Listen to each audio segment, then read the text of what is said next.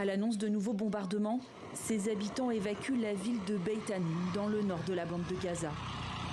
Nous ne savons pas où aller avec nos enfants. Nous sommes épuisés et ne pouvons pas marcher. Ailleurs, à Deir el-Bala, dans le centre de la bande côtière, une frappe israélienne s'est abattue dans la nuit sur une maison. Des civils sont morts. Cette mère a perdu son enfant. Que Dieu me donne la force. Est-il possible que ma fille soit décédée? Ma fille a été martyrisée. Répondez-moi. Du nord au sud de l'enclave, les bombardements se poursuivent. L'armée israélienne accentue la pression sur Rafah. Ses soldats opèrent actuellement dans le centre-ville.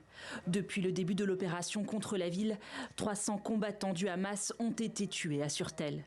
Alors que le passage frontalier vers l'Égypte, dont Israël a pris le contrôle, est fermé depuis le 7 mai, l'ONU exhorte les autorités israéliennes à faciliter le transit de l'aide humanitaire. Cela ne doit pas s'arrêter lorsque les camions traversent la frontière de quelques mètres et que vous repartez dans l'autre sens et laissez aux humanitaires le soin de traverser les zones de combat actives pour les récupérer, une chose qu'ils ne peuvent pas faire. Le Premier ministre israélien a été accusé par le procureur de la Cour pénale internationale d'affamer délibérément des civils. Dans un entretien jeudi à la chaîne LCI, il rejette ces allégations. Ce sont des choses qui se produisent en dépit de nos politiques. Donc je pense que le procureur de la Haye nous accuse à mauvais escient. Ce qu'il fait, ce que je pense qu'il fait, c'est qu'il attise les flammes de l'antisémitisme.